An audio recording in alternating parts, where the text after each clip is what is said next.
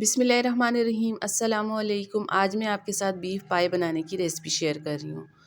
पाई को टेस्टी कैसे बनाया जाता है, इसकी स्मेल कैसे दूर की जाती है, मुकम्मल रेसिपी मैं आपके साथ शेयर करूँगी। तो चलें फिर इसको बनाना शुरू करते हैं। पाई बनाने से पहले तो आपने पाई को अच्छी तरह से धो के साफ़ करना है।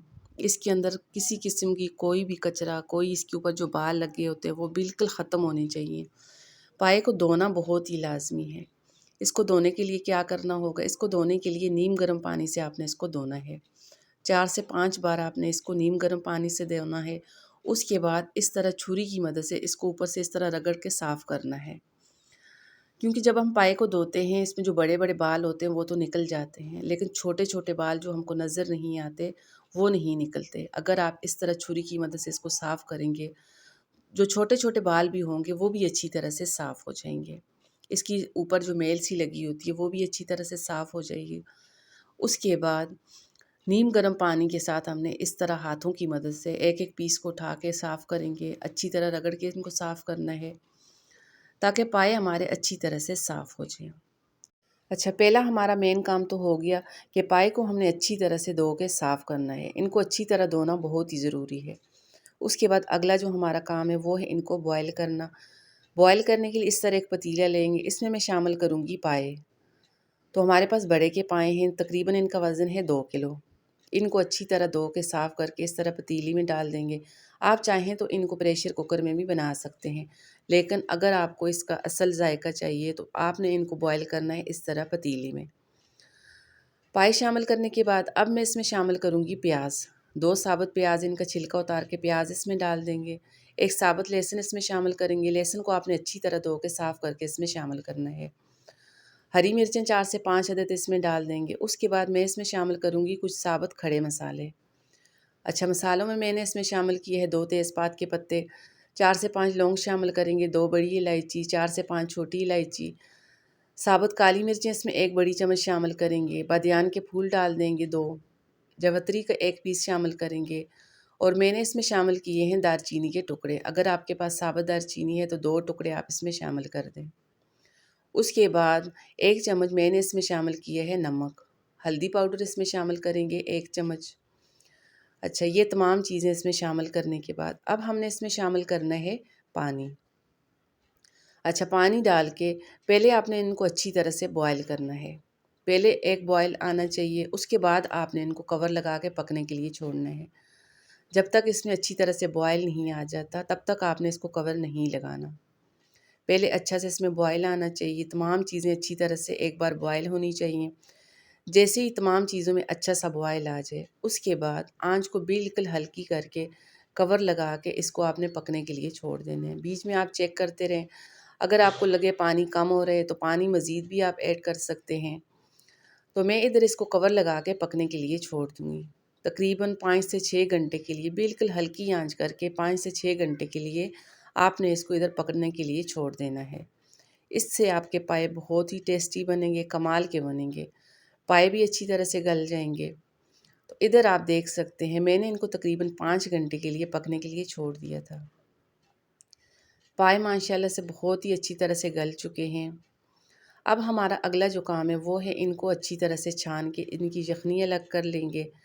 इसमें से पाए निकाल देंगे और बाकी की जितनी भी चीज़ें हैं, जो हरी मिर्चें हमने इसमें शामिल की हैं, साबुत खड़े मसाले शामिल किए हैं, इनको छान के निकाल देंगे क्योंकि हमें इनका फ्लेवर चाहिए था, टेस्ट चाहिए था, जो कि यखनी में पाए में अच्छी तरह से आ चुके हैं।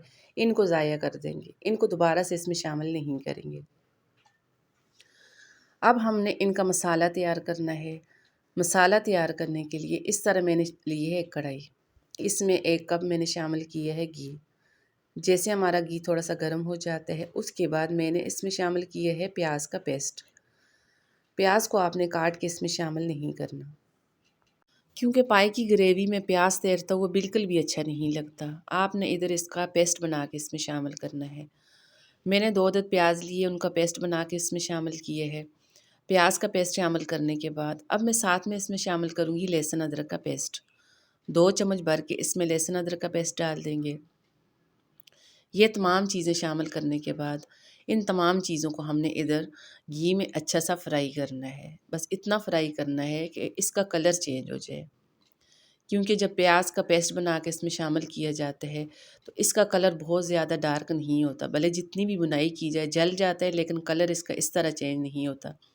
अब जैसे इस तरह का कलर आ जाते हैं उसके बाद मैं इसमें शामिल करूँगी बाकी के कुछ मसाले। अच्छा, मसालों में मैंने इसमें शामिल की है 2 चम्मच धनिया पाउडर, लाल मिर्च का पाउडर 1.5 चम्मच इसमें शामिल करेंगे और 1 चम्मच भर के मैंने इसमें शामिल किया है ज़ीरा पाउडर। जैसे ही मसाले हम इसमें शामिल करेंगे साथ में थोड़ा सा पानी भी ऐड कर देंगे ताकि मसाले हमारे जले ना।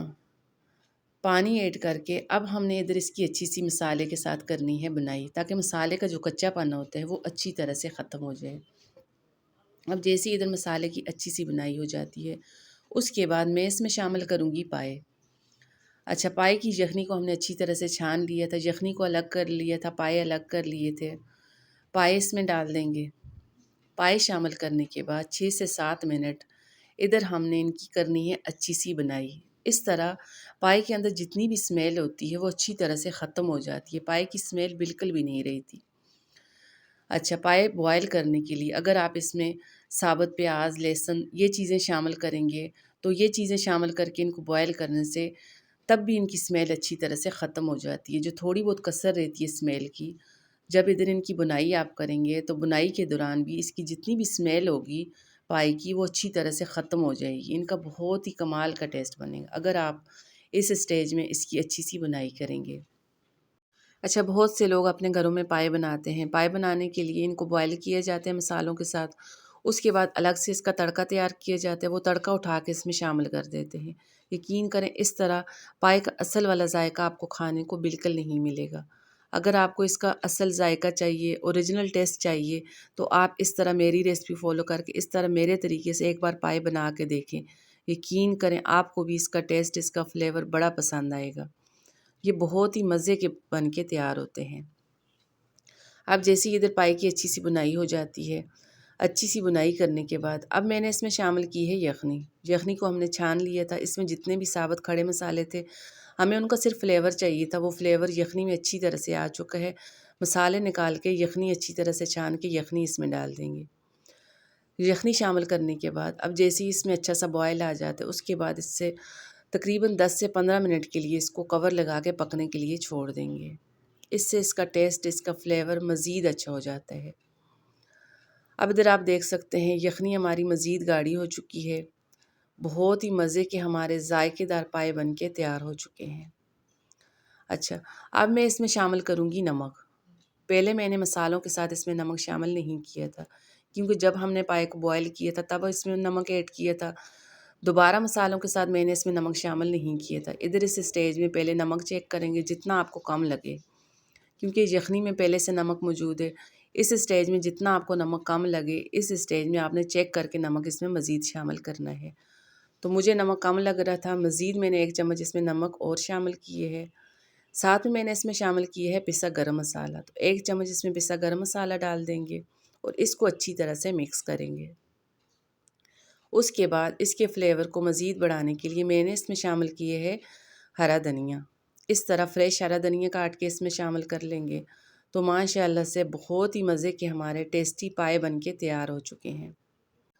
तो चलें जी, आज की मेरी मेहनत, आज की मेरी कोशिश ज़रा सी भी आपको पसंद आ जाती है, प्लीज़ आज की मेरी वीडियो को लाइक कर दें, ज़्यादा से ज़्यादा मेरी वीडियो को शेयर कर दें। अभी तक आपने मेरे चैनल को सब्सक्राइब नहीं किया, प्लीज़ साथ में मेरे चैनल को भी सब्सक्राइब कर दें। दुआओं में याद रखिएगा। अल्लाह हाफ़िज़।